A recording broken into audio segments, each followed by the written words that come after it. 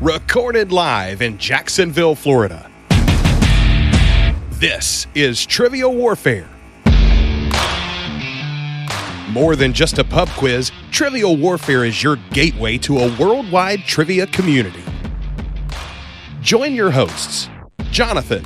We just described Ric Flair as Neanderthal Man and Planet of the Apes. Chris. Yo, we going down to Sesame Street. That's your impression of hardcore rap? Carmela. That would irritate the hell out. I'm like, I just want my groceries. My ice cream is melting. Ben. 4 halogens in that list. Oh my God. You were like, it's not the halogens. I'm like, no, Ben, no. Those damn halogens got me again.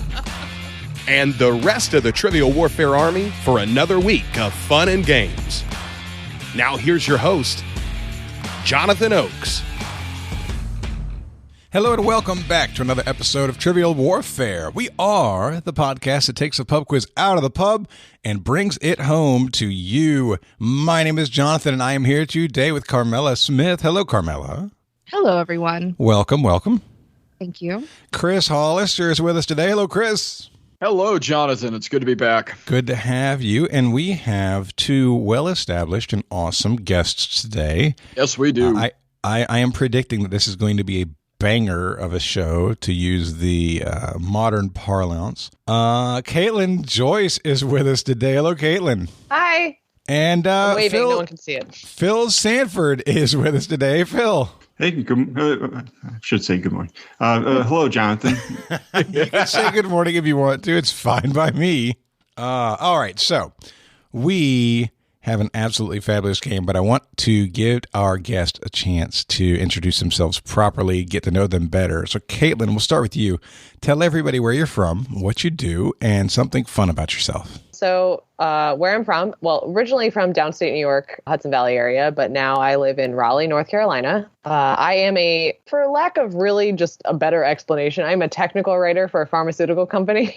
I'm a jack of all trades person, so it's just easier to say that. And then a fun fact about me, I got married in October, so I am technically Caitlin Joyce Sine now, although it's not official with everybody, but I feel working bad. on that now. I feel bad. You know what? Hold on. So I need to make an edit now because I'm literally reading your Skype name. Yep. And it's not there. It's still not like social security number and everything, like not official yet. I'm in the works. It's congratulations, Caitlin. Yeah. It's a hard. You know, she used her fun fact to correct me. How good is that? My fun fact is you said my name wrong, you bastard. I'm now wondering how I can change it in Skype to just make this easier later. I just changed it in Skype for me so that it always pops up correctly now.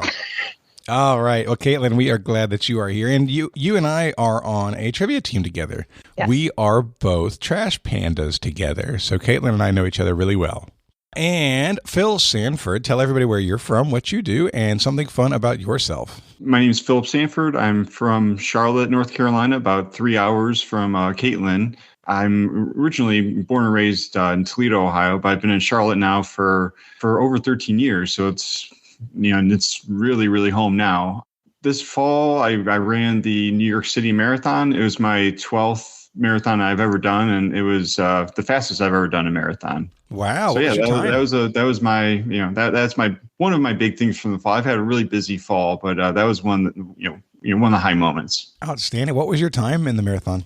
3:17:15. Good Lord, have mercy. That's fantastic. Oh man, I don't even think I could drive 26 miles in 3 hours. I'm questioning your driving ability now. No, it's because I live in Jacksonville. Phil, what's funny is when you sent the message saying, "Okay, I got to walk the dog. I'm gonna take a dog on a quick walk, and then I'll be back." 3 of us all had the same thought come into our mind, and that is, a quick walk for me is one thing, but a quick walk for Phil might be 2 or 3 miles. I'm not sure how long this is going to be. we always call it like Logan's poop walk because it's around the same time every morning that we take him out and for when he has to go to the bathroom. But so I kept it a little short today. We probably only did like a half mile, but but I am a fast walker, and that's something that, so sometimes drives people crazy. Like when we were in New York, there were a few times I had to kind of catch myself and slow down because all of a sudden I look back and like, Jessica's, 4 billions, behind me. And like, all right, well, I have to. Oh my God. You put on the brakes a little bit here. By the way, not 4 blocks, not for Okay. Logan's Poop Walk is a fantastic unwanted sequel to Logan's Run. Right? I mean, it's really, really good. And by the way, that needs to be a team trivia team name. Yeah, I think so too. I think it's wonderful. Yeah, it's every morning between 10 and 10:30 is when we take him. And he's ready to go. Yeah.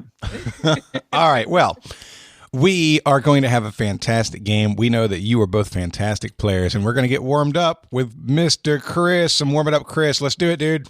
It's time to warm it up on Trivial Warfare today. And there's only one person who can warm it up for the TWA, and that's Chris. And sometimes Jonathan. All right. So I have a list of holiday movies, and I'm going to give you a character from a holiday movie, and I want you to tell me what movie it comes from. All right. I like this, Chris. I like this. Let's get into the holiday spirit a little bit here. It's going to be January or so, I think, probably, but I'm down with this. We did meaning me, did a really bad job of trying to schedule holiday-based things this year, so I appreciate getting the catch-up on this. Hey, yeah, you've been a little busy, so we get that. So, all right. So, Caitlin, you get to go first today. Oh, good. You get George Bailey. It's a Wonderful Life, right? It is a Wonderful Life. Well done. There you go. I should watch that movie.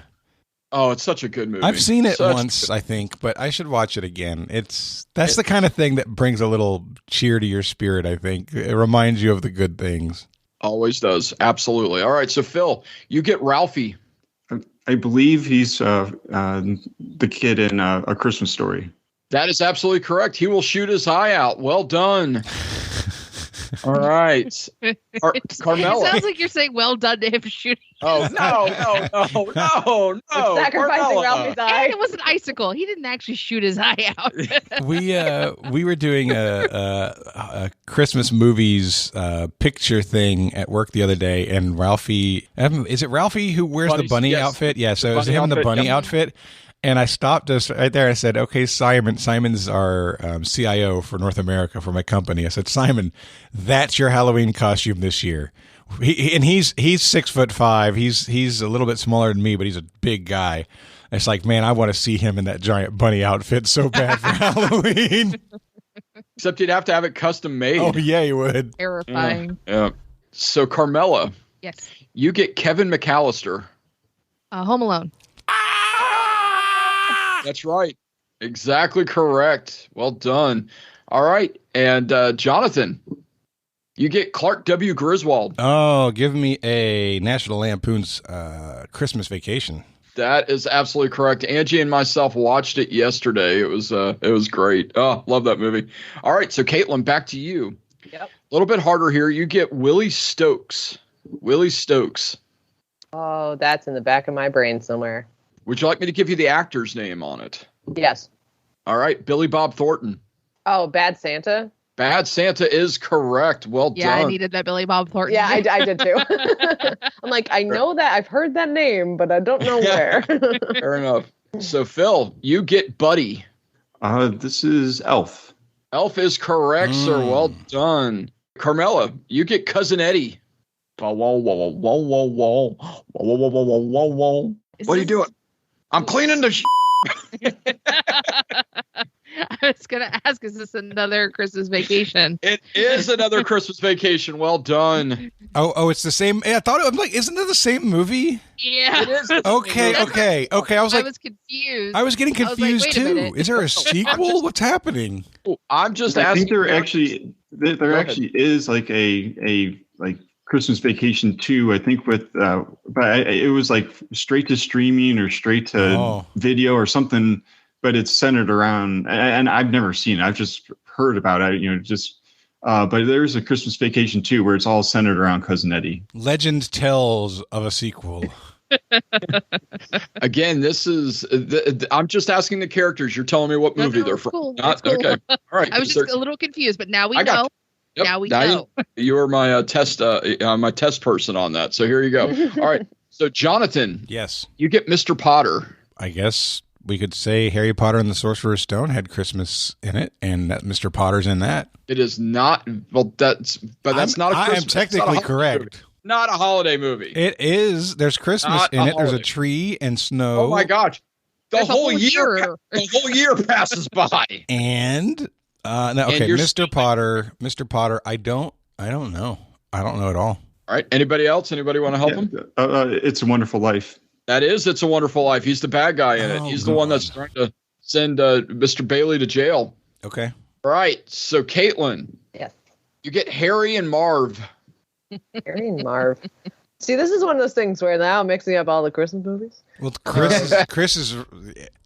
We didn't go broad with the movie list in this one. I think. No. It's going to get deeper. I'm just trying to get people warmed up. Harry and Marv. Harry. Yes. I don't know if also known as the Wet Bandits. Marv, get over here! Oh my God! It's freaking Home Alone. That is freaking correct. And technically, Home Alone 2. So Lost in New York. That's right. I was going to call it Home Alone 2 Electric Boogaloo, but absolutely. So Phil, you get Susan Walker. This is a bit of an older movie. Susan Walker.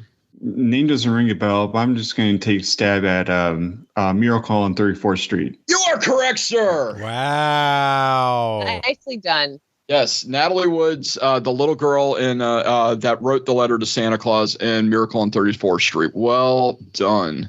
So proud. We are going to go to Carmela next, and we're going to do Scott Calvin. Scott Calvin. Oh, I know that name. Where do I know that name? Who's the actor? It is Tim Allen. Santa Claus. Santa Claus is correct. Well done. And so, Jonathan, here is our last one for you. Yukon Cornelius. Oh, everybody knows this except me. I haven't known any of these lately. Yukon Cornelius. Give me something to work with here. Is this actually, you know what? I'll just take a guess. Is this Jingle All the Way? It's not Jingle All the Way. All right. It's not real people. It's a clay animation movie. Nightmare Before Christmas? It is not. Carmela, you want to help him out? It's Rudolph the Red-Nosed Reindeer. Rudolph the Red-Nosed Reindeer is correct. He was what are they called? Yeah, the ginger guy.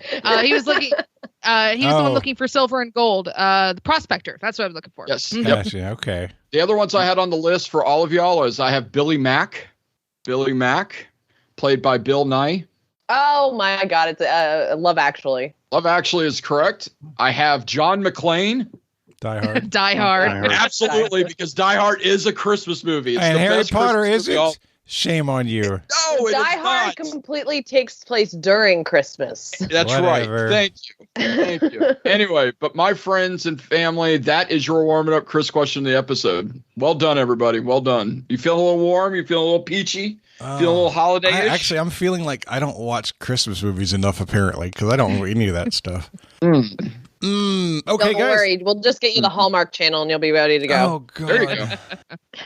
You must really not like him much, Caitlin. Those are classics. We are going to have a great time today. This is going to be episode number 354. This is on the main feed. So hello, everybody. Thank you for listening. If you love the show, if you love what we do, and you want to get access to all of the episodes we've done, head on over to trivialwarfarearmy.com.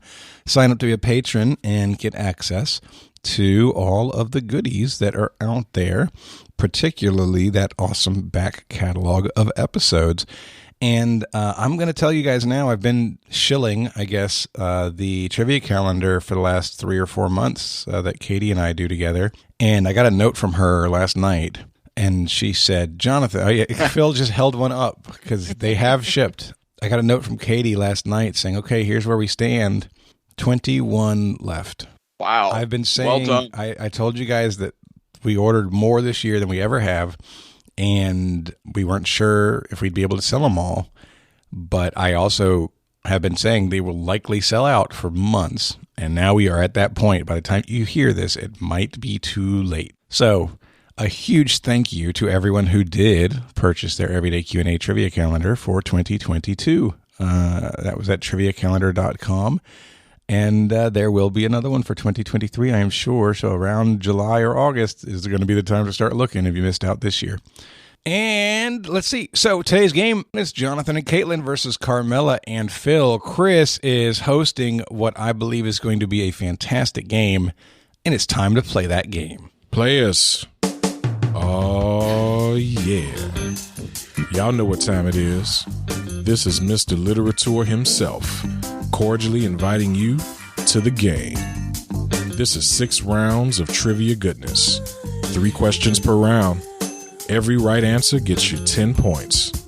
In the middle, we'll take a pause for the cause and ask a midpoint question worth up to 20 juicy points. After round 6, you can wager any or all those points you've been building up and take a shot at the final round. It's a series of theme-based questions we call the Gauntlet. It's just that easy, baby. But this game ain't gonna play itself, players. Let's get it on. So your round 1, question 1 category is in musicals. And your question is, what musical, more popular as a movie, was the last musical written by Rodgers and Hammerstein? We're locked in. All right, fantastic. All right, so Caitlin and I are in totally different wavelengths. So for me, Rodgers and Hammerstein, Richard Rodgers is one of the, I think Richard Rodgers is the first person to win the EGOT. So they were doing their thing in like the 30s and 40s and maybe into the 50s. I don't think that this is going to be a current or a recent movie over the last 30 years. I think this is going to be something from the 50s, 60s, or 70s. Right, and it could be, but that's the thing is so my millennial brain is sitting here going, well, there was that movie that was in like the late 90s, early 2000s that starred Brandy. That was Rodgers and Hammerstein's Cinderella. So, and Cinderella, the movie didn't come out until the 60 or 59, I think, was when Disney made it. So I'm wondering if that was a later one, since you say they were around in the 30s or late 30s, whatever it may be. And that was my mentality, is that might be a late one. So, okay. I mean, Cinderella is... But it could also be, I think Carousel is also one, and I don't know when that came out, but that, I feel like the movie was in the 50s. So... I really, really struggle with differentiating between the different composers with Broadway stuff. I do love that you have the detail of the Brandy's version being listed as Rodgers and Hammerstein, being that we know that was a thing they did, because the Disney movie, which I don't know if you consider a musical, but the Disney movie is definitively more popular than the original musical. So that does fit. And if you know that they did Cinderella, then that's a workable answer. Yeah. Yeah, let's go ahead and say Cinderella. Why not? All right. Lock in Cinderella. Phil and Carmela, what's going on? So I'm not super great at musicals. And I'm not super great at musicals either. But I know they wrote The King and I, so I was thinking about that. And then I was like, oh, did they write The Sound of Music? Because The Sound of Music is a super popular movie, but I know it was also a musical. So we thought, oh, we'll just take a chance and see if they actually wrote The Sound of Music. And that's what we said, Sound of Music. Well, the Hills are alive with the right answer of The Sound of Music. All right, there it is. We didn't even talk about that. No. Well, that's because we didn't have a good listing of We didn't have a good things listing to work with. Yep. Yep. So your second question in category and round 1 is in literature. Literature. And your question is, what is the alternative title given for J.R.R. Tolkien's book, The Hobbit? All right, we're locked in. Fantastic. So, Caitlin, you were thinking The Unexpected Journey, and I think that does sound right. I know inside of it, the book that Bilbo's writing is called There and Back Again, and so I wanted to call that out. That could also be it, too. I mean, maybe it's just because I think the movies were The Unexpected Journey when they did that money grab recently. But sorry. But I think There and Back Again could also be correct too. I'm trying to remember. I know that's the name of the book inside of a book. Right. But I think An Unexpected Journey sounds more right, especially as a subtitle. I think that I would want to go that way. All right. Yeah, I think that was my gut instinct too. So let's go with that. All right, we'll say An Unexpected Journey. So I think I've written a version of this question on like my very first episode. Wow. And so I messaged Phillip and I was like, I'm pretty sure it's There and Back Again, which is the book inside the book. Yeah, and I just kind of hitched my wagon to Carmela there because, I mean, when I read The Hobbit, I was in 7th grade, and that was very, very long time ago. That was back in the 90s. So it's, but, I think that, Carmela came in with thunder on it, though. So There and Back Again is our answer. Well, 2 wonderful answers, but one of them right. And the answer is There and Back Again. Oh, we keep going the wrong end of this. Oh, no. It's okay. It's just the first round. A lot of game left. We're okay. Yes, lots of questions left. Your final question in round 1 is in science. Science. All right, and your question is, what part of the human body is the bony labyrinth located at? Bony Labyrinth is a solid band name. It really is. That's so true. Yeah. Carmela, let Waco know, please. Okay. All right, 2 minutes, 30 seconds. We're locked in. All right. So, Caitlin, we're talking about ear right now because it's definitely like a maze in a way. It's a spiral, as you pointed out, and there's bones in it. But yeah, I mean, I've seen diagrams of the ear, and they've never called anything a bony labyrinth, right? Yeah, it seems more like something that would be hidden somewhere. Yeah, or I'm wondering if it my thought process is like, oh, you're going in the spiral ear, and oh, look, a bone, bony labyrinth. Yeah, but no, I get it. I was also thinking, I was also like, you also said the ribs or the pelvis too, which was my other backup kind of idea as well. Right. Just because like those are very swooping kind of bones and things. And I'm wondering if it's just that, but. Could it be the spine? Like the way the nerves run down the spinal cord, they pass through a bony labyrinth, I would suppose. Yeah, it could be. I mean, that would make sense too, because that's actually like fully encasing the nerves. So, I mean, I'm pretty open to spine. That makes a lot of sense. Spine or ear, kind of where I'm leaning. Yeah, I hate all of it. I mean, it could be the knee. It could be any joint. Yeah, it could be. But I've never heard of this. I haven't either. Yeah. All right, let's go spine. All right, locking in spine. We're saying spine, Chris. Okay. Everything's spine. It's spine here. How are you? This is spine. Brent Spiner. Oh, I see what you did there. All right, Carmela and Phil, what are you thinking? We had a similar initial thought, like with Jonathan's, and yeah. So my first thought was the ear. As I remember, there being some sort of there's a symptom checker on WebMD, and a lot of times they'll give me labyrinth ear or labyrinthitis, or something along those lines. I was like, God, don't be ear. So, and I'm like, there are bones in the ear. So we went with ear. We'll see what happens. Son of a Please don't be ear. Well, it is the rigid, bony outer wall of the inner ear and the temporal bone. The answer is ear. Son of a I hate it so much. And to even add on to your frustration, Caitlin, like my contribution was talking about like the tunnels in the ear, kind of with the labyrinth working that part in. Can we start no over? Thunder on that. Yeah, can we just No, we're doing great. Yeah, this is fun. Oh my God. After round one team is doing great. The other team is second guessing themselves. It is 30 for Carmela and Phil to Caitlin and Jonathan 0. I don't feel good about this. Nah, don't. All right. That's all right. Take a deep breath. You take the good, you take the bad, you take them both, and there you have. Your first question in round 2 is a sports question. Sports. And it is brought to you by Tara Whittle. So, Tara, thank you very much. Thanks, Tara. And your question is, what sports matchup still played today was canceled by Grover Cleveland in 1893 because they believed it was too dangerous for its participants? All right, you want to lock that in, Caitlin? Yeah. We're going to lock in. Excellent. Carmela and Phil, you could talk it out. So with ours, it's definitely a football game, and Yeah, I know Tara loves her Crimson Tide, but it's too early for Auburn, Alabama. I know we were talking about a game and Yeah, so my first thought was Army versus Navy football game. One, it's a college game. Tara really loves college football. But also, I know those academies existed and pretty sure that they have been playing each other for forever.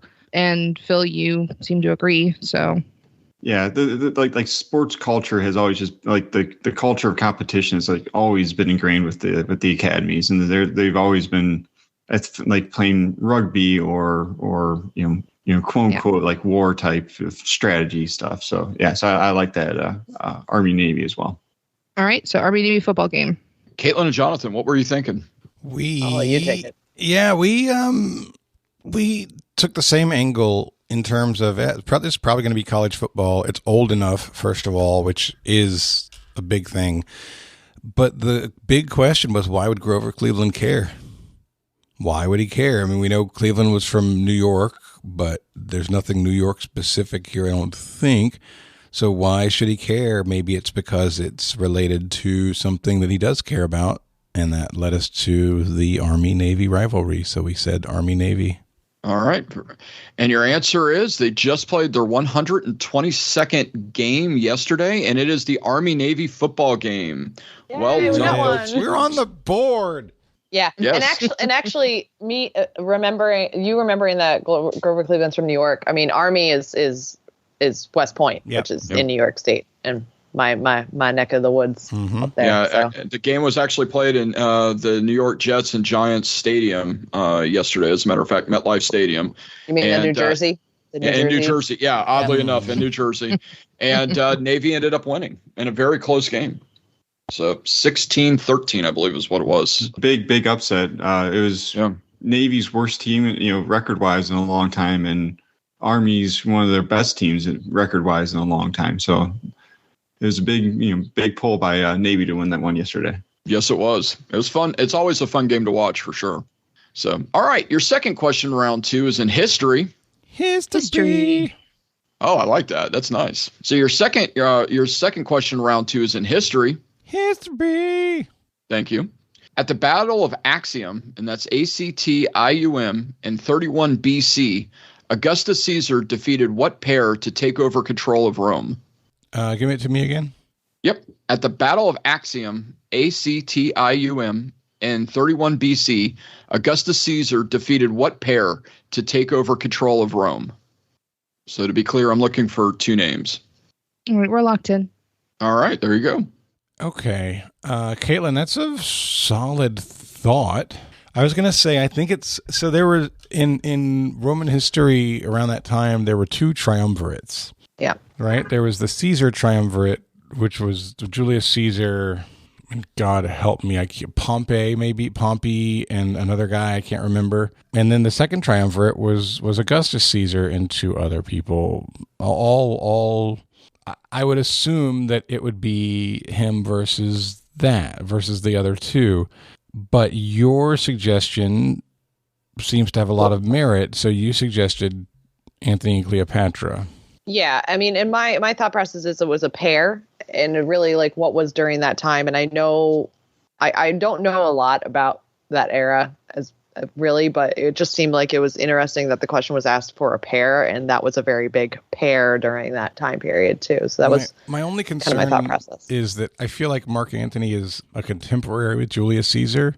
Mark Antony and Brutus were like the two in the same time as Julius. Right. But after his death, they would still be alive, so it still makes sense. Yeah. And I can't name the other two people in the stupid triumvirate, so it doesn't help me, even if that is the right answer. Yeah. And I am not helpful in that. Well, maybe that would be too hard for Chris to be asking, though, too, to ask for both of them, whereas a pairing of somebody like Antony and Cleopatra would be easier and more reasonable as a question.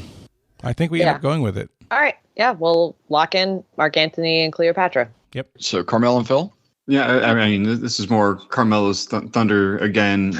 My initial just like not even thinking about the years. My initial reflex since hearing about pears and Rome, I said Remus and Romulus, but then Carmela zeroed in more on the actual time frame. Yeah. So Augustus's main rival for the control of Rome was Mark Antony and Cleopatra, and they are a pair. And I believe the Battle of Actium is right for that. So we went with Antony and Cleopatra. All right. And your answer is Mark Antony and Cleopatra. Well done, both teams. Nice job, Caitlin. Oh man, Right. Very little thunder on that, but it worked out. It's fine. That's our brain. I think our brains are waking up, which is a good Yeah, start. a little bit. Wake up. All right. So No, your go back final, to sleep. your final question, round 2, is in clothing. And your question is, what item of clothing would you find a button called a squatchy? And it's spelled Squatchee. What item of clothing would you find a button called a squatchy? Spell it again. Yes, sir. Squatchee. All right, Chris, Carmela and I are going to lock in. Excellent. So, Caitlin, I mean, I threw out hat as just an example of something that could have an unexpected button, like the hats with the folding bottoms where you fold them up and attach them. But it does sound like this would be a singular button, even if there are other buttons on a thing. So, like a pair of jeans could definitely be right? It could be overalls, where it's jeans, but it's not exactly jeans, you know? Yeah. Squatchy sounds Native American, or I think the word Sasquatch has Native American roots as well. So maybe something up north was why we started talking about hats. Yeah. I'm also wondering too, because like you said Sasquatch, I'm like, okay, what's furry? Well, there's no buttons on boas usually. Like I was wondering where we were going with that. But Right. I know I was thinking of like maybe a jacket, but then it just seems like that's too general for that. And what specific type of jacket would have a button called that? It's long underwear. It's the buttons that hold up the butt. The butt? Yeah. Taking the root word of squat. Yeah. But I have literally never heard this. So, I mean, your guess is as good as mine at this point. But if it's a hat, like we can probably just be general. We don't have you to be can like just say hat, sure, but hat. Yeah. I mean, jeans does feel better than hat though, doesn't it? Because there's multiple types of jeans. Yeah. Are there any other cold weather things that have a specific, like a button for specific use? You know, I don't know. I have no idea. I mean, jeans make sense to me, but I understand where you're coming from too. I hate it. I do too. I hate this question. Yep. Yeah, I guess we should go with jeans. All right, we'll lock in jeans. And Carmel and Phil. So I was like, I don't know what's got weird buttons. And Phil threw out baseball hat, which made me think of the plastic snaps in the back. I'm like, oh, that makes sense. He's like, no, the button on top. I was like, oh, I bet that's got a weird name. So we ended up going with baseball cap. Yep, and just to make Jonathan and Caitlin feel, potentially worse, depending on the answer, one of the first things I threw out there was jeans as well. But yeah, we went with the button on the top of the baseball cap. And I will say one team got it right, and that team was the one that answered a baseball cap. I've never heard that before. Yeah. So if we had just said hat, would we have gotten credit? I was going to ask for more, for you to be more specific. We weren't going to. I was going to ask. In which case, I was in Canadian realm, and I would have gone a toque. Mm-hmm. So after 2 rounds, Jonathan and Caitlin got into it, but Carmel and Phil still have the lead, 60-20. I am just astounded at y'all not missing one yet. All right. Where's my crappy reality TV show? Come on, bring the trash can of trash. I think I'm more astounded by you guys doing like coin flips for most of your answers and being like wrong on the coin flips so far. Yes, that's also we're on a streak. We're going streaking. So your first question in round 3 is a food question by Rob Warman. Thank you, Rob. Thanks, Rob. Oh, that's all he's just been demoted. He went from demigod to just Rob Warman. I don't think I said trivia writing god, not demigod. Thank you very much. Well, I mean, anyway. I assume you meant demigod. You couldn't call him God, right? Oh, well. I'm just going to get in trouble in this question no matter what. So I'm just going to go ahead and ask it. All right. So here you go. So Thank you, spicy. Rob. Yes. Thank you, Rob. So your question is by Rob Warman is spicy green hatch chili peppers are sold around the world, but they all come from one village in which U.S. state? And it's Hatch, Hatch Chile, Chile peppers. Spicy green Hatch chili peppers. And it comes from the same village in a U.S. state? Yes, and we're looking for the U.S. state, not the name of the village. You just had to say something, didn't you, Jonathan? We're locked in. Okay.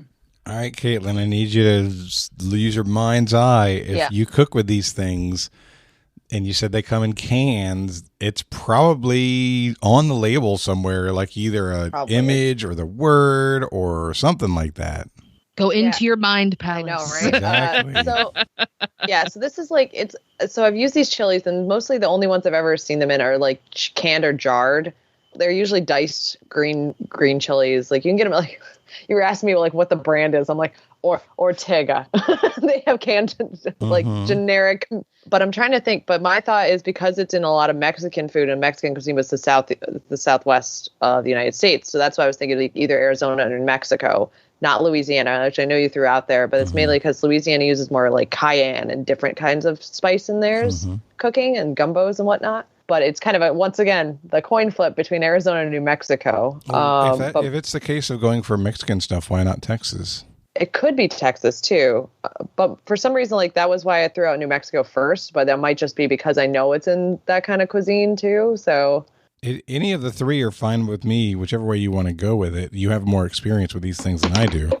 Yeah. What is the label? So Ortega it's like a generic. It's just a generic taco place. Oh, jeez. Yeah, no. So there's no. But that's the thing. It's like it's a chili. It's just a type of chili. So there's not a specific. That's why it's interesting that they're like made in this one town. Well, the fact that they're called Hatch chilies, though, that sounds like somebody's last name. It does. Unless they're like grown beneath a hatch, which doesn't make any sense, right? My first instinct was New Mexico. Okay. Well, you have a lot more experience than me. So I would say go with your gut. All right. We're going to lock in New Mexico. Okay. You good, Phillip? Yep. Mm-hmm. Okay, good. So we threw out a few states. I know in Florida, we have daddle peppers here that grow specifically in Northeast Florida. Phil threw out Arizona, New Mexico, and Texas, which makes a lot of sense for being the Southwest. There's something going on in the background. Oh, he's going to get in trouble. Honey, could you hold it down, please? I know she just got home. Excuse me? I'm just recording a nationally syndicated podcast. Syndicated? I don't know what you're talking about. Yeah, we play reruns. Okay. We're on TBS at 12:30 every Sunday night. No, it's 12:35 if it's on TBS. And I know for New Mexico, they're like super into like their chili stuff. So you have like, you know, when you order food, you like, do you want red or green or Christmas? And you throw red and green on it. So we ended up going with New Mexico and hoping that's right. They are found in a small village called Hatch Valley, and it is in the state of New Mexico. Wow. I'm really glad I didn't switch that. Yeah, me too. I'm really glad I didn't try and tell you to switch it. Well done, both teams. Well done. All no right. separation, though. This is crap. I know, right? Your next question in round 3 is in world religions. And your question is, dating back around 10,000 BC to 7,000 BC, what is the oldest known monotheistic religion? I think you mean monotheistic. I said it right. Yeah, I added an else. I know the word. I just said it wrong. Okay. I guess I'm nervous. So let me repeat it again, please. Dating back around 10,000 BC to 7,000 BC, what is the oldest known monotheistic religion? We're locked in. Fantastic. Jonathan and Caitlin. It's always nice to get a chance to show everybody how much you don't know about things. This is one of those times. So I think Caitlin, so Islam, Muslim, I think that is something that came around in the 500s or 600s AD, I think, because it's after Muhammad. Yeah. And so going back, way back, ancient religions. I mean, when we're talking 7 to 10,000 BC, we're talking about beginning of recorded history, beginning of any kind of written history, which leads you to places like Egypt or, oh hell, maybe it's Gozer. maybe it's Ghostbusters time. Gozer the Gozerian. Yeah, but Are you the gatekeeper? You do think about like Babylon, but Babylon had multiple gods, right? Yeah. So I don't know if there's a Chinese religion that's monotheistic. They could go back that far, perhaps.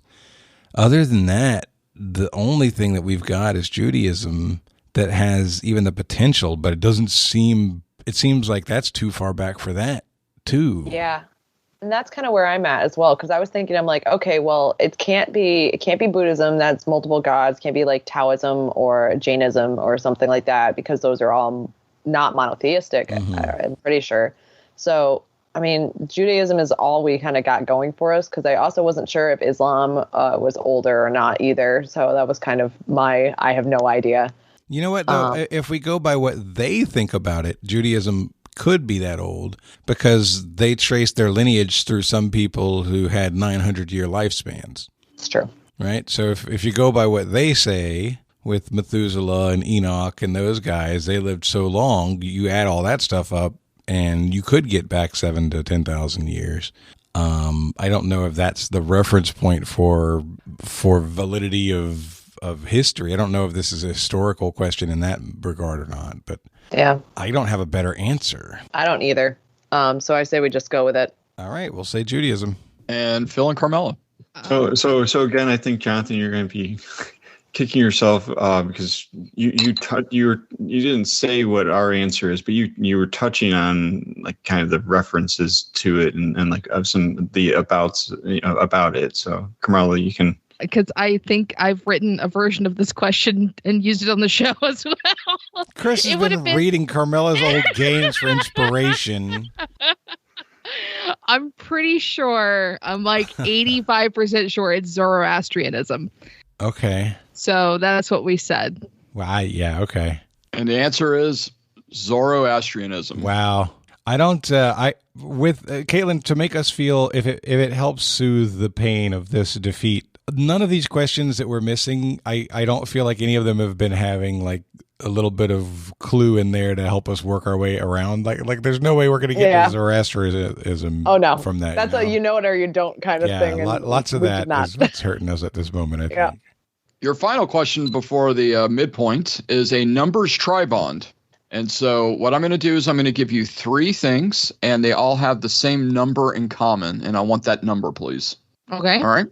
So here are the 3 items. Number of times Caesar was stabbed when assassinated. The number of chromosomes in the average human's DNA.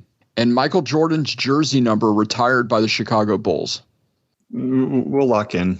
When you say chromosomes, you mean pairs? Yeah, it's got to be pairs. Okay. Because if they're locked in, it's 23. Yeah, it's 23.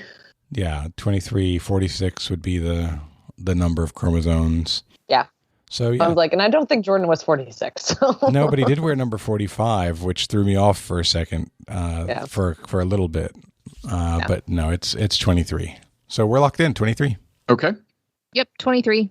Mm-hmm. Not a whole lot of explanation there. No, the 23andMe, and then with Michael Jordan immediately backing it up. Yeah, and like Jonathan said, I don't think it was 45. I don't think it was 12 for the day that he got his jersey stolen, or number 9 for his Team USA. Wow, just dropping the knowledge. Going deep. Man, I'm gonna. Phil's talking. I'm getting popcorn out. That's fantastic. Your answer is, in fact, 23. Well done, both teams. So going into the midpoint, Carmel and Phil still have the lead and a perfect game going with 90 points. Good Jonathan Lord. and Caitlin have 40. So Jonathan and Caitlin, you get to decide which category you would like to have for the midpoint. What doesn't Carmela and Phil know? We could just pick, yeah, like I don't see anything wrong with these questions. We've got them all correct. We can pick anything we want. Car, what are their choices? So your categories are, so Tara Whittle has a monarchs question for you, or you have a question that I wrote that is in countries. Countries. I mean, we know where I'm leaning on I this know one. you want monarchs. Carmela's really good at monarchs too. I'm real bad at geography, Jonathan. It's going to be all you. All right, let's do monarchs. Monarchs it is. Let's go. And your monarchs question, thank you again to Tara Whittle for this. So thank you, Tara. You just corrected it the wrong name. Terra firma, like the Earth. I don't know why. And she called me Craig the other day just to make me realize how much it's so, Tara, I really appreciate you. So thank you, Tara. Come on, all right. Craig. Good old Craigie.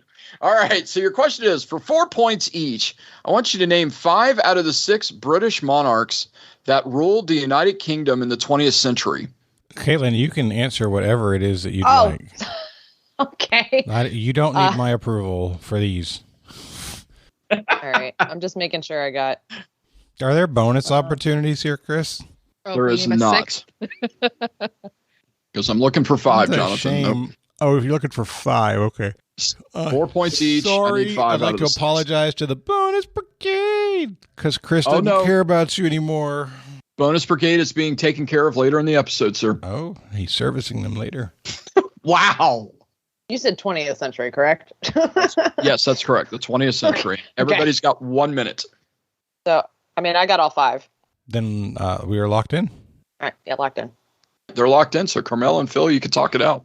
All right, Phil, I'm pretty sure that those are the 5 that I want to go with. Okay. Yeah. And like I said, I'll let you do more of the talking since this is more of a strength of yours. But, the first 2 that you're going to say I'm 100% with you on those. The other ones, names sound familiar. I think, I'll leave the putting the numbers to their names in your, I'll leave that responsibility to you.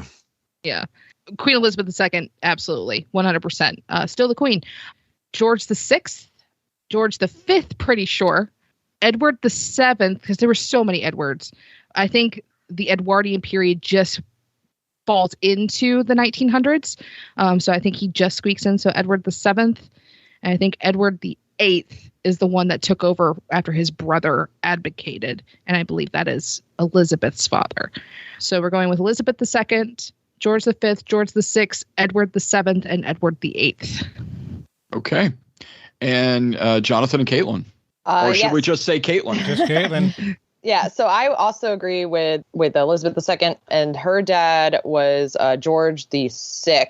Oh, I flipped him. Okay. And then Edward VIII was the one that I had who abdicated, so he was kind of and then it would be I also have Edward VII on here, who I believe I said he was a Victoria's kid, and technically Victoria was in the 20th century. She didn't die until 1901, so I said Victoria.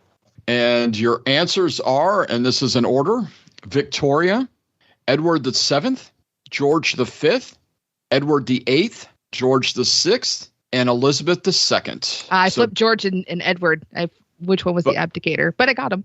But both teams got 20 points. Well done. I also forgot George V existed, honestly, so I forgot about him. Everybody forgets about him. It's all right. Yeah, because there were 5 billion Georges. Yeah. So after the midpoint, and by the way, another perfect midpoint, and so well done both teams on that one, which I thought was a pretty hard question. Carmela and Phil, 110 and still perfect in this game, to Caitlin and Jonathan, 60. So welcome to round 4, everybody. Your question 1 is, and Chris destroys a hit. That's right. You know what that means. I get to sing for y'all. So here we go. Your question is, originally released in 1984, but regained popularity in 2001, I want you to name this song by the following lyrics in the 4th verse. I did my best. It wasn't much. I couldn't feel, so I tried to touch. I told the truth. I didn't come to fool you. So now I'm going to say back the lyrics, but I'm going to actually post the lyrics in the chat so that y'all have it in front of you. And the lyrics are, I did my best. It wasn't much. I couldn't feel, so I tried to touch. I've told the truth. I didn't come to fool you. And this was in the song's 4th verse. Chris, we can lock in. Oh, wow. Okay. The juggernaut known as Carmela and Phil are locked in. Caitlin, what would be something that came out in 84 that was popular again in 01? I'm wondering if it's a cover, in which case, I don't know, like 2001, I can't even place these lyrics right now either. So, I mean, it's like, she's got the look. It's a vibe I'm getting. Yeah, but I don't know. I don't know why it would be like. I'm wondering what movies or something, because maybe it's in a movie soundtrack. 2000. To you, the Eurythmics Could be. When I lie to you. Fourth verse. Most songs don't even have 4 verses. Fourth verse. Yeah, I know. Yeah, I think that for 2001 to be popular, it would need to be either a cover or a movie. I would think movie is the way that I lean, but I can't remember what movies came out. So bear with me. 2001 was the year of Shrek. Shrek soundtrack, which was a big deal. That brought back All Star into the launch. It's not All Star. I'm telling you that right now. But like Hallelujah was covered on that soundtrack. When did that come out originally? It's not that. Those lyrics don't have anything to do with Hallelujah. All right, then I believe believer. Like I'm a believer. From the Could Monkees, have been that. That would have been the 60s or 70s. The 60s, right? I'm trying to think. 84 otherwise, could be like Bananarama, Venus, Cruel Summer. Could be Go-Go's or Susanna Hoff kind of thing. Yeah. Could be Bangles, Walk Like an Egyptian. No, but this sounds like a love song that's not a love song, like a Phil Collins kind of thing, maybe. Yeah. I just can't place why 2001 again. Like, it would either have to be a cover on a movie soundtrack or... Because what else came in 2001? The Spider-Man movie with Tobey Maguire. Vindicated. Yeah, it's Vindicated. Oh, that didn't have any covers on it. Yeah, no, I didn't see. What other movies were huge during that year? 90 Seconds. Yeah, I'm not going to get there, but I think where you're going with like a Bangles song or something like that, or Girls Just Want to Have Fun, when did that come out? That's not bad. That is around that era. Early Madonna, Cyndi Lauper. Yeah. I did my best. What about, no, I was going to say, what about Queen? Like We Are the Champions or something like that, but that's not it either. Invisible Touch, Genesis, that's around that time. Yeah. I mean, it talks about touching in this song, in these lyrics. I told the truth. I didn't come to Bruce Springsteen is around this time, the Born in the USA album. Yeah, but I'm not feeling that. I'm not feeling anything. Yeah, I know. I remember more about 1984 than I do about 2001. Yeah. I was 11, so. Yeah. Time's up, Chris. All right. Yes, it is. I need an answer, please. We're going to say Venus we're going to say I'm Your Venus. Okay. And Carmela and Phil. So I don't even know where to start with this, especially with how this game's going. So, 2000. So it is a cover from a movie. The movie is Shrek, and it's been more popularized recently because of the terrible band Pentatonics has turned it into a Christmas jingle for some reason. Yeah, it's a Hallelujah. Leonard Cohen and Rufus Wainwright did the Shrek version. It's not. How are those the lyrics? That's got so many verses in that song. I know that song. Yeah, sing the lyrics to that rhythm. Mm-hmm. The answer is... The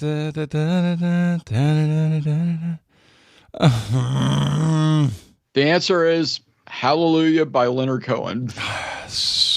It's like a train wreck. Caitlin, I can't stop watching it. I'm like, no, steer into it. I didn't know Thunder on it either. And as soon as you told me no, that wasn't the year, I said, okay, I wasn't alive. I don't know. No, it wasn't. It wasn't. I didn't say it wasn't the year. I said it doesn't fit the song. Oh. I did my best. It wasn't much. I couldn't feel, so I tried to touch. I told the truth. I didn't come to fool you. Oh, no. Yeah, even though it all went wrong, I'll stand before the Lord of Song with nothing on my tongue but hallelujah. I can't do the pitch, so forgive me. That was awful. But it's just funny, our conversation, like I picked up on the lyrics pretty quick, but then And then I told Carmela in our chat, I'm like, in 2001 is Shrek. And then she's like, oh yeah, but who's the singer, Carmela? Rufus Wainwright. Yeah. who I adore. So I was like, oh yeah, it's definitely that song. All right. Well, while Jonathan heals his wounds or licks his wounds a little bit, we're going to the next question in round 4, which is in musical instruments. And if they haven't liked my other questions, they probably won't like this one. And the question is, what brass musical instrument's origins evolved from the instrument sackbut, which was commonly used in the Renaissance and Baroque eras? And it's SACKBUT. Yeah, we can lock in, Chris. Wow. All right, cool. Carmela and Phil, you can talk it out. Okay. So Phil, the reason I said that is I feel like I've heard this in reference to Louis Armstrong. Okay. Which would, trumpet is what I'm thinking of. They definitely had trumpets in the Renaissance era. I don't know if they had all the valves. It might have just been, the weird, winding tube. But I feel like trumpet is where to go here. That makes sense. I also was going to say like maybe a tuba may have made sense as well. Or I'm not very good with musical instruments, but like with brass, I'm just thinking of ones that would be kind of the more simpler, like you said, just kind of wrap around. So yeah, I think trumpet's good just because trumpets have been around in some form or fashion for a very, very long time. All right, so we go with trumpet? Yes. All right, trumpet. I mean, we kind of locked in on this pretty quickly, and that's one. I feel like I've had this question before, and I've gotten it wrong many a time because I think I've always said trumpet. Oh, and bagpipe comes to mind. And for bagpipe also, every time. Every time, it's like a misnomer. But I believe this is trombone, and Jonathan agreed. Oh, that makes sense. Okay. Right. And sackbut, originally a French term, was used in England until the instrument fell into disuse in the 18th century. When it returned, the Italian term trombone became dominant. Your answer is trombone. Good job. And the perfect game is over. Over, yeah. Finally. Holy moly. Makes total sense. Oh, man. As soon as I saw the word sackbut, I was like, I need to learn more about this. This is fantastic. What is this? And so that's what spawned that question. So well done, Caitlin and Jonathan. All right. Your final question, round 4, is in movies. And again, many thanks to Tara Whittle on this question. So thank you again, Tara. And your question is, better known for his Grammy-winning performance of a song from Midnight Cowboy, reclusive singer and songwriter Harry Nilsson also wrote the songs for what widely panned 1980 musical movie? If that last statement's true, then let's go with that. All right, we'll lock in. Fantastic. Of the two that you put out there, Philip, between Can't Stop the Music and Xanadu makes more sense. I like it better as an answer. So you want to go with that? Yeah, and I know Can't Stop the Music is Village People. But yeah, Xanadu was the first thing that came to mind. Yeah, and I agree that makes sense. So so we'll go with Xanadu. Yeah, definitely the right year. Mm-hmm. So Xanadu. Okay. Trying to think of musical flops around that era, and the one that stands out above all the others is Xanadu. So that's what we said. Well, unfortunately, it's 10 points for Tara on that one. The answer is I Am What I Am, and that's all that I am. I'm Popeye. Oh, my goodness. I love that movie. It's terrible for a musical, though. A musical? Yes, it's a musical. Like, I remember Shelley Duvall singing, "He's large and he's mine." He's large, he's large, he's large, you know. 1980 the correct year for Xanadu, because I feel like it was. It was for a musical. The music is incredibly bad. Yep. It's one of those movies that is really, really bad that I really enjoy. Like I said, I remember Robin Williams. I am what I am, and that's all that I am. The first thing, now that I think of it, is really a musical. Like, the first thing that happens in the beginning of the movie is a song number by the whole town singing.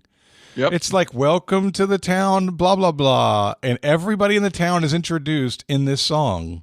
Wow. Yeah, I have not seen this movie since I was a very small child. Same. Don't remember it being a musical, but apparently it is. Honestly, I thought it was a fever dream. They had a really, really well cast Bluto. Yeah. Oh, you're so good. And Ray Walston was Pappy. Ray Walston did a great job in this movie. The cast was good. The script music, terrible. The music was bad. Oh man. Yeah. So after 4 rounds, Jonathan and Caitlin with 70 points, but Carmela and Phil with 120. Caitlin, if we get to 100, they can't double us up. That's true. We have to do it. Yes. All right. So your round 5, question 1. The category is the English language is stranger. And this question is brought to you by Rob Warman. So Rob, thank you again, sir. Thanks, Rob. And your question is the word grok, and it's spelled Grok, meaning to thoroughly understand a topic, entered the English language in 1961 when it appeared in a novel by what science fiction author? And for an additional 2 points, so shout out to the Bonus Brigade. Bonus Brigade! Bonus Brigade! Thank you, Jonathan. I want you to name the novel. Read the whole question again, please. All right. The category is the English language is stranger. And the question is the word grok, Grok, meaning to thoroughly understand a topic, entered the English language in 1961 when it appeared in a novel by what science fiction author? And for a bonus 2 points, I want you to name the novel. So, Caitlin, you want to lock that in? Yeah, locked in. All right, we're locked in. Excellent. So, Carmela and Phil, talk it out. I read a lot of sci-fi. It's my primary method of entertainment. Yep, and I don't. And to quote our fearless leader Jonathan, I'm bringing a big bag of nothing on this one. Hey! That was actually my term. Oh, that was your term. Mm-hmm. Yes, my term. Sorry, I brought Chris. in the bag of nothing. All right, not a problem. Go on. So this came from Stranger in a Strange Land, which would be Robert Heinlein. That's our answer. All right, and Jonathan and Caitlin. I don't know where I heard it recently. It might have been a recent episode of Trivial Warfare that you weren't on, Chris, but I feel like there was a question about who wrote Stranger in a Strange Land recently, either here or somewhere else that I do trivia stuff, because the author, I missed it at that point, and so Heinlein came very quickly to me for that, and the category name definitely led us directly to Stranger in a Strange Land by Heinlein. All right. Your answer is Robert Heinlein, so well done, both teams. And the bonus is Stranger in a Strange Land. You guys both picked up on the category clue, so well done, both teams. Yeah, Jonathan, I think it might have been one of the OQL matches, because I think it was one that we were both in, and you missed it, and you were like, son of a... Yes, I think that must be what it was. Jonathan would say that? Never. I think you're right, because I was very frustrating. It's like, how in the world am I missing these things that I know? All right. And your second question, round 5, is in U.S. history. And your question is, on March... Oh, thank you. Sorry about that. No, my apologies. It was a late thing. Okay. And your question is, on March 4th, 1917... Jeanette Rankin of Montana made U.S. history by becoming the first female elected to what position? And anytime I can use March 4th in a question because it's my birthday, I try to use it. All right, Chris, we are locked in. All right. Jonathan and Caitlin, talk it out. So, Caitlin, I'm pushing for something like representative or senator, and it's because I asked a midpoint, or somebody asked a midpoint recently about states that had never had a female representative. And the question was about like the least populous state or something like that. And Wyoming came up as one of the potential answers for the teams, but we found out it was wrong. And in the flavor text, it was because Wyoming had been very early, back when it was like a lightly settled wilderness. There was less, whoever was there, there was less sexism and more let's stay alive. That's what's leading me towards either representative or senator, as opposed to something like mayor or another thing like that. Right. Yeah, I was just trying to think maybe it was like a lower level political position just based on the year, which was the only reason why I threw out mayor. But I feel like he would have said a town or something more specific in that case, but maybe not, because I would have given an obvious answer. But I like, if you feel good about representative or senator, I mean, we can do that. I would go representative, and it's mostly just because it's a wider number of people. This isn't, so, Yeah. I mean, and that seems more likely. Okay, But well, let's this say is going to be a US 50-50 toss. Let's say U.S. Congressperson. Actually, for Congress, you have to be a little more specific. Oh, well. Nice try. I'm going to say a member of the U.S. House of Representatives. Okay. All right. That's more specific. Well done. So, Phillip and Carmela, what's up with y'all? So, yeah, I mean, we were having the same House of Representatives versus Senate discussion, and we also settled with House of Representatives. All right. Well, on March 4th, 1917, Miss Rankin was elected as the first U.S. representative of the great state of Montana. So well done, both teams. Great. No separation Montana, again. not Wyoming, but good enough. Yeah. There you go. And your final question in round 5 is in Doctor. And your question is... news. I got a bad case of losing this game. Different song, but gotcha. Yeah. Doctor, can't you feel it burning? Anyway. Doctor, my eye. Okay. And your doctor question is, what is the name of the small hammer with a soft rubber head that doctors use as part of a clinical examination? With a soft rubber head that doctors use as part of a clinical examination. All right, Chris, we will lock in. Fabulous. So, I mean, Caitlin, we're talking about mallet, and if it's just the basic thing, a mallet could be fine. But both of us have this inkling that it's something more, like there's some kind of specific name for it. And it just said maybe something that ends in meter because, you have like the stethoscope, you have, or maybe it's a scope, or maybe it's like a sphygmomanometer, right? The air pressure cuff, or there's so many fancy names for that kind of stuff. Yeah. Reflexometer. So my only reasoning for not wanting to go meter is meter generally is like measurement, and it's really just hitting a knee or a reflex area and just seeing what it like. You're not measuring the amount. So that's my only reason for not wanting to go with something with meter at the end. But it's one of those things where I feel like there's got to be some scientific name. It can't just be reflex mallet. Yeah, I hate it. I hate it. I hate it too. But I don't know if I'm going to come up with anything better. And I'm wondering if it's like what else do you hit? Like, is it like a reflex stick? Like a drumstick, but for reflexes. Oh my God.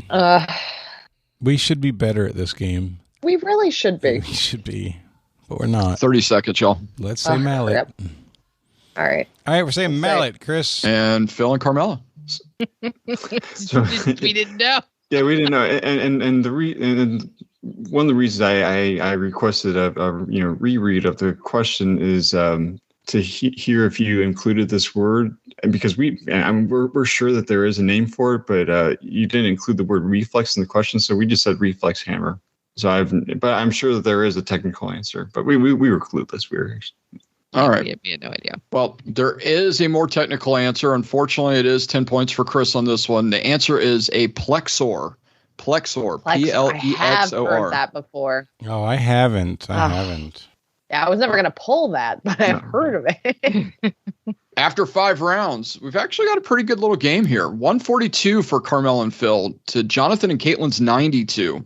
Look at Chris trying to sell that as a pretty good little game. So round 6 is here, and as everybody knows, I usually give this round to one of our awesome Patreon people, and this time it is to Brian Nash. So Brian, thank you so much for these 3 questions. Thanks, Brian. Nash. As I like to call him, J.K. Simmons himself, because you've never seen J.K. Simmons and Brian Nash in the same room together. Just saying. All right. Your first question in the Brian Nash round is in Pixar, and the question is, in Pixar's A Bug's Life, what was the name of the caterpillar? We're starting off with an easy one because I don't want anyone to choke. We're locked in. Nice, Caitlin. I say he was German, and Caitlin's like, I know it. Yeah, I know it. Oh, you guys locked in, didn't you? Yes, so I guess we could talk, but I mean, we're locked in too. It's Heimlich. Okay. Yeah, Heimlich the caterpillar. I was like, oh, we didn't need that clue. It's 100% Heimlich. All right. And your answer is Heimlich. The funny part is when Brian sent this question to me, I looked at it and I was like, that's not an easy question. Why are you saying that? And then I thought about it for a second. It was like, oh, that second part's actually supposed to be in the question. God. Oh, Do not so listen good. to them. They are poo-poo heads. Your second question in the Brian Nash round is in science. Science. Arms. All right. And your question is, what 8-letter descriptive word for a particular group of bones in the human body, also unrelated, describes a specific part of an organ that half of us do not have? Particular group of bones in the human body, also unrelatedly describes a specific part of an organ that half of us do not have. It describes or is the name of? Describes it describes a specific part of an organ that half of us do not have. All right, 60 seconds, everybody. Can we go back to asking questions about a bug's life? I could do that. We talk about dot, flick. Come on, let's do it. Didn't realize you were such the connoisseur of bugs life. Some questions there, Carmela. All right, teams. I'm going to need everybody to try to round up an answer. I have a better chance of rounding up a horse in my living room. The problem is we're coming up with a lot of good words. They're not 8 letters, though. Yeah. I want to see the horse in Jonathan's living room. Oh, please. I think we'll lock in with a guess. All right. Straight up guess. Oh, I mean, sure, of course. Yeah, no, hey, that's great. We'll guess prostate. That's what we were going to guess. Prostate. what we were So gonna 8 guess, letters. Okay. 8 letters. And okay, so 10 points to Brian on this one. So well done, Brian. The answer is cervical. Cervical. Oh, the neck. Oh, damn it. I'm like, we were on genitalia, and I was trying to think of things, and cervix did not come to mind. Yep. Dang it. Oh, that was gettable. Nope. You're right. That was gettable. Yeah. That was. Okay, I was sorry. listing all kinds of stuff. Yeah, I mean, and that, I mean, that's a good question, just because, I mean, I haven't thought about the different sections of the spine since like junior year of high school. So, yeah. So your final question in the Brian Nash round is in Star Wars geography. Thank you, Brian. Or geography. Your question is, in which northern African's nation's desert can you still find the remains of the original movie set for Uncle Owen and Aunt Beru's farm? Now that I can lock in, Caitlin. Wonderful. I'll just send it to you, but we're locked in. It's not changing. Cool. So Carmela, I'm one of the few in the trivia community who doesn't know anything about Star Wars, but I know geography though, so I can help out with that. I mean, you have Tunisia, Algeria. I know. There are a lot of places in like Morocco / Western Sahara have filmed there or have been settings. I mean, Morocco did come to mind. Libya came to mind. Oh yeah, Libya. Yep, Libya's huge. Yeah, that would be. Yeah, and I feel like part of Indiana Jones was filmed in the same area, which would make sense. It being what's his face, George Lucas. Mm-hmm. Yeah, this is like one of those things of like, I mean, I know a lot of stuff about Star Wars, but where you can still find Uncle Owen's farm, that's not something that I carry around in my head. I mean, in terms of sheer size, why not? I think Libya is a good one, especially if you said that has an Indiana Jones connection. You said I feel like it does. Okay, it's also just a really big northern African country. Yeah. I'm just trying to think of what would have filming locations, but I feel like Morocco would also have filming locations. Mm-hmm. But does Morocco have more desert?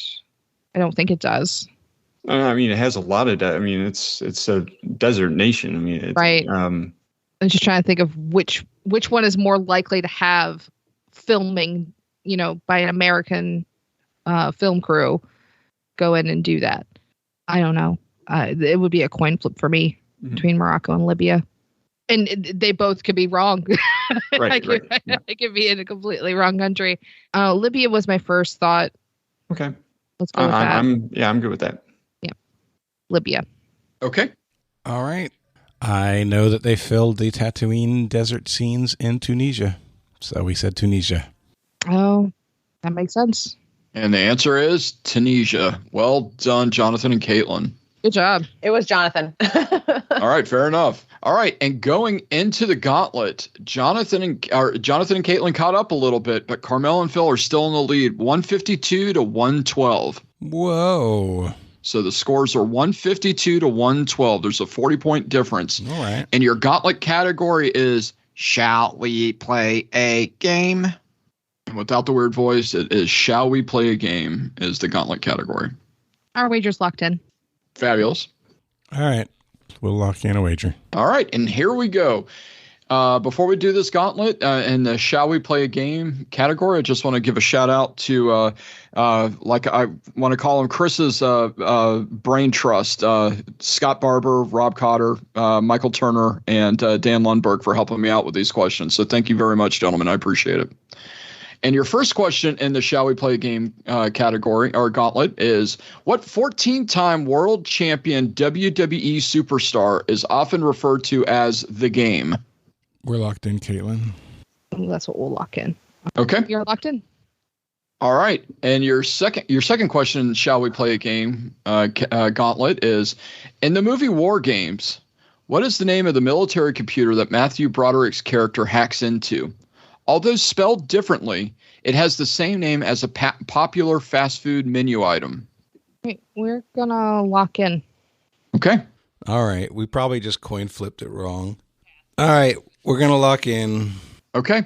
And your final question in the Shall We Play a Game category is, what flowery character replaced Mrs. White in the U.S. version of the board game Clue in 2016 due to wanting to change the character from a domestic worker to someone with a STEM career?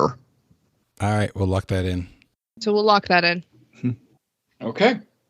So here we go. Let's go with the questions then. So I'll read them off. You guys will give me your answers. So the first question is, what 14-time world champion WWE superstar is often referred to as the Game? Carmela and Phil. Some weird thing in the back of my head thinking about people from middle school. We ended up going with Triple H and hoping that that's right. All right. And Jonathan and Caitlin.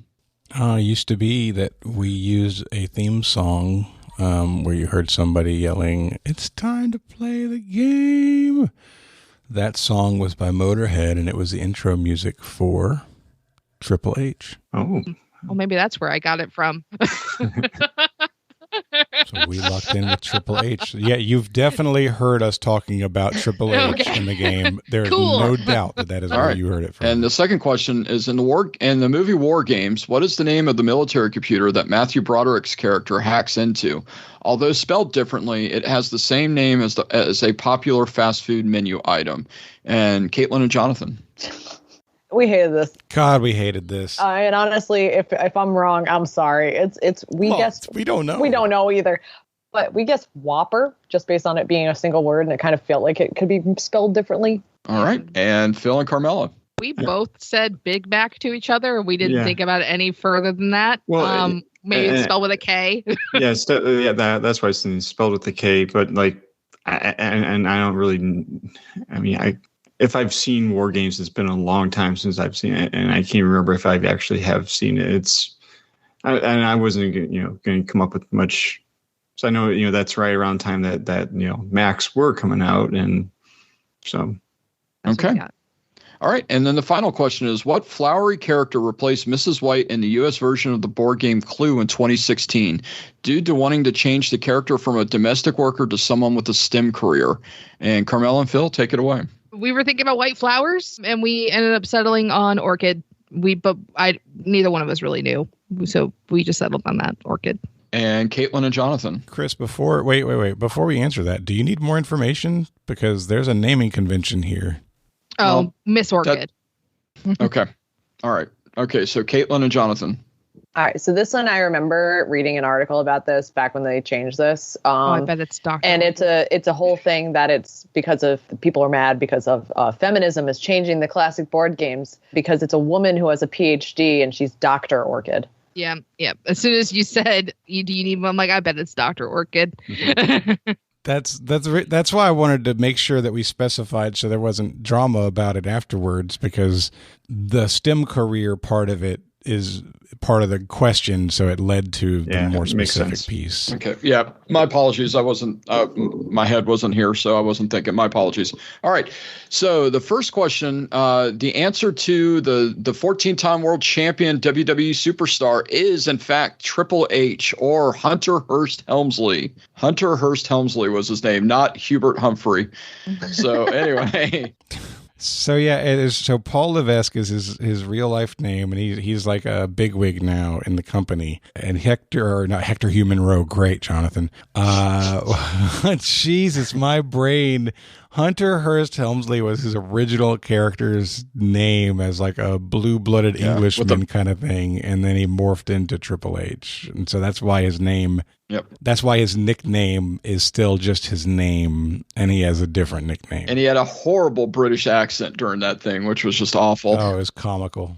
Oh, yeah. But now we're going to go to the third question. And what flowery character replaced Mrs. White in the U.S. version? It is Dr. Orchid. Dr. Orchid. I was probably going to give you guys Orchid anyway, but... I mean, last names. Yeah, exactly. That's not wrong. But then we go to War Games.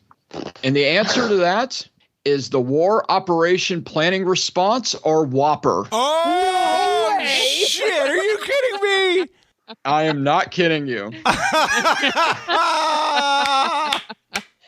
finally worked, the coin flip. Oh my God. Caitlin and I were really struggling with that tremendously. Oh my gosh. So it's WOPER? No, WOPR, War Operations Plan Response. Oh my God. I was so nervous when you guys said Big Mac. I was like, son of a bitch. So now it is legitimately going to come down to wagers. Jonathan, who do you want to swing it to? I think we should go first. Okay. All right. So Jonathan and Caitlin, what was your wager? Our wager, we didn't feel great about getting all three of them right. In fact, we didn't expect to. We expected that they would bet somewhat relatively large enough to cover. Not a big bet because they had a decent lead, but they would bet to cover because they've been doing well. So we bet a conservative 32, which puts us at 144, which is 8 points below their starting point. So if they bet 8, or if they bet 8, it's a tie. If they bet more than 8, they have lost. And if they bet anything less than 8, they win. All right. So Carmela and Phil, what was your wager? Our options were to bet 0 or to try and lock you out because we've been doing really well. And we bet to lock you out. So we will end with 79. Oh my God. We were nervous. Good mess. So if we had both missed it, we would have won 80 to 79. So the final score is Jonathan and Caitlin with 144 to Carmela and Phil's 79.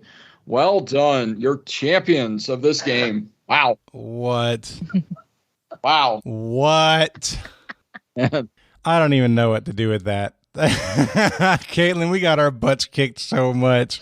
Oh, that was not my game. Not gonna lie. Oh my God. All right. Well, great game, everybody. Before we go, and thank you to everybody who helped Chris with questions and worked through that. That's fantastic. We appreciate you. All right. So before we go, we'd like to give everybody a chance to do shout outs and promote causes they care about. Caitlin, we'll start with you.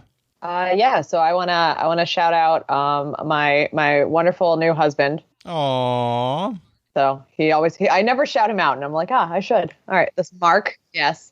But I also I know this will be airing afterwards, but generally there's a bunch of gift drives and stuff going on during the holiday season. A lot of people need like socks and basic necessities, toothbrushes, whatnot, and they need that all year round. So even if this premieres later, please donate to your local women's shelter or any of the places doing toy drives or drives for clothing and what have you.